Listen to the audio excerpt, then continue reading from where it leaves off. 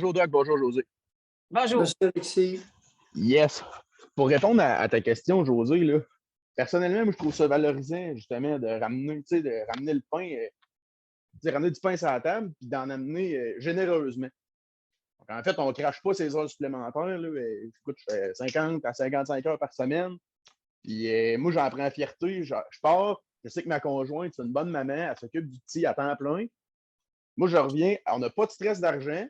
J'ai pas de stress de savoir si mon petit se fait maganer dans une garderie d'État, parce que là, avec tout ce qui sort, moi, j'ai pas tellement envie qu'on confie le petit à quelqu'un en garderie, puis que potentiellement, il arrive quelque chose. Fait que je sais qu'il est en de bonne main.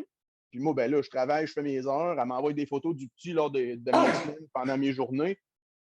Fait que je suis sûr que tout va bien, tout va très bien à la maison, puis on manque pas d'argent.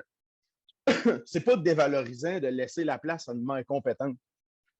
Je peux pas prendre sa place. Je suis pas une maman, j'ai un scrotum, j'ai un pénis, je suis un papa. Puis moi, ben, je travaille, je ramène de l'argent, elle s'occupe du petit.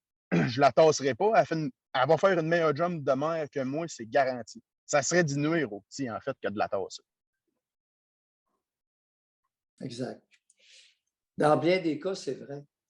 Mais dans les cas, malheureusement, où la mère n'est pas du tout ce que vous venez de dépeindre, aïe aïe, on a un problème. Ouais. Mais là, à ce moment-là, le père peut se poser la question, comment ça que j'ai décidé de faire un enfant avec une femme comme ça? Aussi, Il va là. vous répondre, je ne le savais pas qu'elle serait mauvaise à ce point-là. Maintenant, deuxième enfant avec la même, troisième enfant, quatrième enfant, cinquième enfant.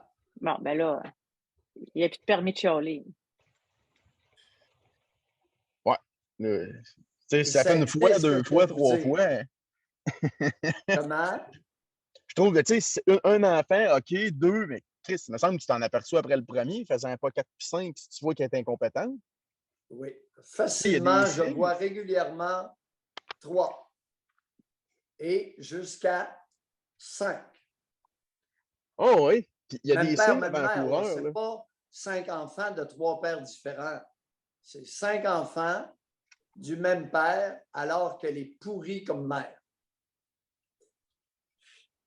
Tu sais, il y a des signes un peu, moi je trouve que tu ne peux pas deviner à 100%, ça va être une bonne maman, tout ça, mais moi je trouve qu'il y a des signes qui ne mentent pas. Je vous explique. Dans mon cas, à moi, ma conjointe, quand on s'est connus, bon, on a commencé à aller à des événements avec de sa famille, des amis, puis il y a des enfants qu'elle n'avait jamais vus. Puis ma conjointe, là, ben, c'est pas elle qui allait nécessairement vers les enfants, mais elle y allait, mais les enfants venaient naturellement vers elle, puis elle répondait bien à ça. Des enfants qu'elle n'a jamais vus. Les enfants, tout de suite, ils se sentent en confiance, puis ils l'apprécient instantanément. Et la conjointe de mon père, elle a deux petites filles, puis elle les a Monsieur vues une Alexis, fois, ça fait 1 an, il s'en rappelle encore. Monsieur Alexis, Oui. les enfants carencés sont attirés vers des femmes maternantes comme un morceau de métal vers un aimant. C'est sûr. Les enfants qui venaient rapidement vers elle étaient des enfants carencés. Vous n'avez pas besoin de faire une étude psychosociale par une travailleuse sociale. Vous pouvez utiliser votre conjoint comme satellite informatif sur l'état de l'équilibre mental dans votre famille ou dans vos familles. Ben, écoutez, c'est vrai pareil, tu sais, dans le fond, si je vois que les enfants courent après, c'est la première fois qu'ils voient l'enfant, qu'ils voient ma conjointe, c'est sûr que ça peut parler, là. Tu sais, dans un cas, ben oui, puis dans un cas contraire, advenant le cas, par exemple, une conjointe que, bon, ben, il y a des enfants dans une fête, tout ça, les enfants s'approchent, puis tu vois que, non, moi, je veux pas, puis je parle pas trop, puis je me tiens pas trop avec eux autres. La journée qu'elle va te demander d'y en faire un, là, ben, réfléchis-en une autre fois. Si elle n'a aucun intérêt à passer ne serait-ce que 3 minutes avec un enfant d'un autre, qui est d'ailleurs, qui n'est pas un petit monstre, là, ça peut parler aussi, là. Tu sais, si arc des enfants, moi, ça m'écoeure, ben, Monsieur Alexis, soyez prudent sur ce deuxième volet. Soyez très prudent. Parce qu'il y a des femmes qui ne veulent rien savoir des enfants des autres mais vont être de très bonnes mères pour les leurs. OK. Attention, je vous fais une mise en garde gentille. OK. Mais prenez soin de votre conjointe parce que si c'est une bonne mère, c'est génial. Oui, oui, j'en prends soin. Là, vraiment, écoutez, elle mérite ce qu'il y a de mieux. Fait que j'en prends soin. Elle s'occupe bien du petit, elle s'occupe bien de moi aussi. Fait qu'elle mérite vraiment, là, elle a tout mon respect, puis j'en prends soin. Là, pour vrai, écoutez, c'est une perle, cette femme-là. Il y a surtout de nos jours de ce style de femme-là qui veut, parce que ça, comme je marquais dans le chat, je dis qu'il reste présentement reste à la maison. On s'enligne justement pour qu'après, elle reste à la maison. C'est pas une obligation que j'y Non, attendez un peu. Hey boy, vous vous aventurez sur une pente glissante. Prudence. Parce que votre conjoint, pour son équilibre mental, doit suivre sa voie, enfant ou pas. OK. Faites attention. Bye, M. Alexis. Merci, Doc. Merci, José. Merci pour votre émission. Bye. Je pense que c'est plaisant. À l'âge que j'ai, j'en ai assez vu pour hisser des drapeaux blancs quand c'est le temps. Et c'est mon rôle. Hisser des drapeaux, faites attention. Mais j'aime beaucoup, moi, entendre un homme parler respectueusement de sa conjointe et de la mère de son enfant aussi. J'aime ça. Tu sais, c'est sûr qu'on n'a pas le type d'émission pour que le monde appelle pour vanter la gang, quoi que ce soit, quoi que c'est libre. Là. Mais tu sais, on entend souvent beaucoup plus de problématiques. Quand on entend un homme appeler, qui respecte sa conjointe, qui est mère de son enfant, moi, j'aime ça. Vous savez, l'être humain est très particulier et il s'est doté depuis 10 ans d'une expression fourre-tout.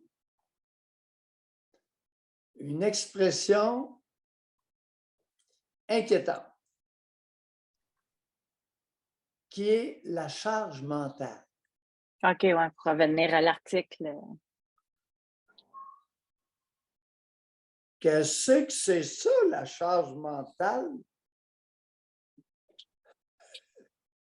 La charge mentale réfère à la capacité de prendre des responsabilités.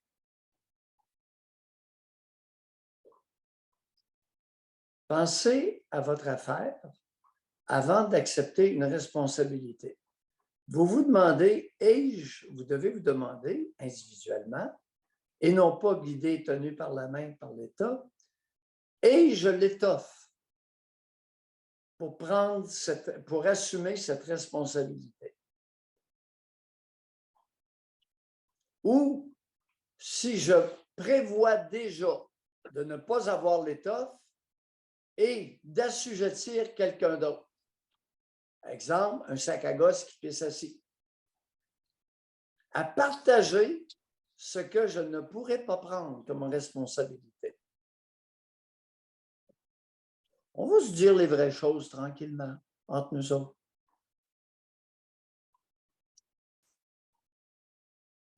Un volet, il y en a d'autres. Phénomène de captation. Question pour Le vous, père Doc. et la belle-mère, ben oui, j'ai tout vu ça. Parce qu'avant ça, la charge mentale, là, le 20 ans, 30 ans, 40 ans, 50 ans, ça n'existait pas dans le vocabulaire, mais il y avait autant d'incompétences. Pareil. Mais il n'y avait pas le terme. Non. Question pour vous. Ça, c'est vraiment dans votre champ d'expertise. Là. Un postpartum, c'est-tu le moment que la femme se rend compte que c'est ouf, c'est trop pour elle, ou c'est vraiment physique, là, c'est vraiment... Tout ça est vrai. C'est jamais pareil. Il n'y a pas deux cas. D'abord, tu dis le postpartum. Bon. Toutes les femmes ont une période postpartum. C'est-à-dire, postpartum veut dire seulement Ouais, je la comprends, période mais... après accouchement. Oui, mais vous savez ce que je veux dire. Là. Non, c'est justement, c'est pour ça qu'on en parle. Ça peut être n'importe quoi. Non, je ne sais pas ce que tu veux dire. Parce qu'en Vous n'avez jamais entendu cette expression-là? Oui, attends un peu. Le postpartum, ça n'existe pas.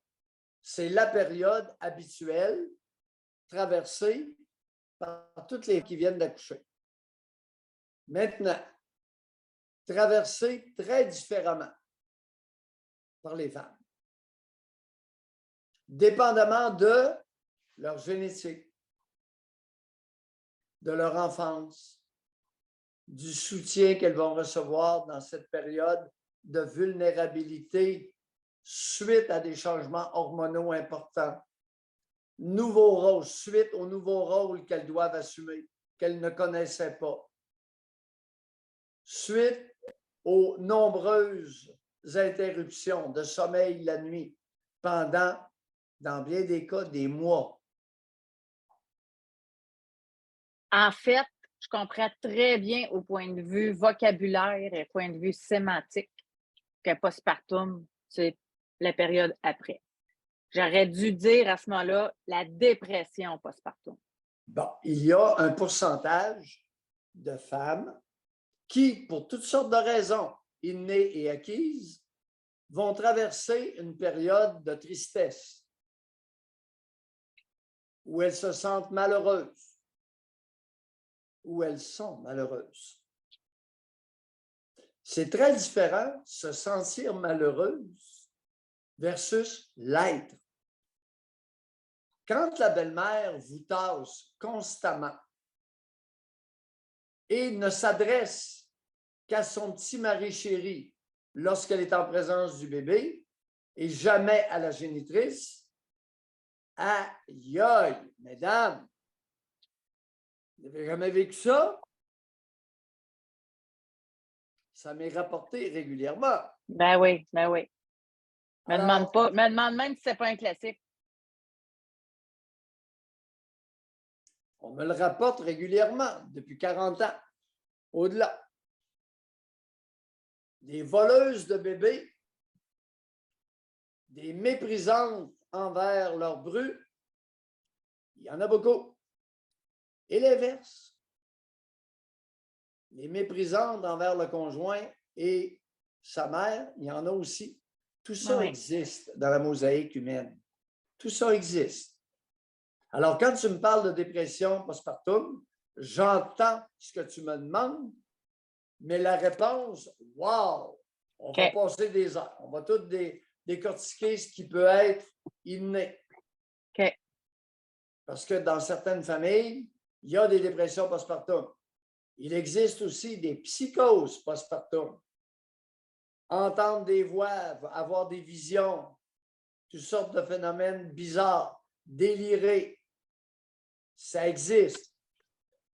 Alors, il y a des femmes qui n'ont jamais été psychotiques, qui vont faire leur première psychose après le premier bébé, deuxième psychose après le deuxième bébé et troisième psychose après le troisième bébé. Tout ça existe. C'est rare. C'est pas fréquent. Mais des périodes de dépression après l'accouchement, il y en a. Pour des raisons généralement beaucoup plus acquises, beaucoup plus circonstancielles. Exemple, le papa qui veut montrer à la maman comment changer la couche, puis mettre de l'onguent de zinc sur la noune de la petite.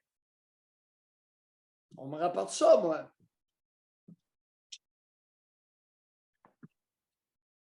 Les sacs à gosse qui pissent assis, vous êtes dangereux. Mesdames, si vous n'avez habitué un à pisser assis sous vos ordres, faites attention, il va se venger. Et il va se venger en vous humiliant dans votre rôle le plus spécifique, qui est la maternité. Vous êtes avertis, mesdames.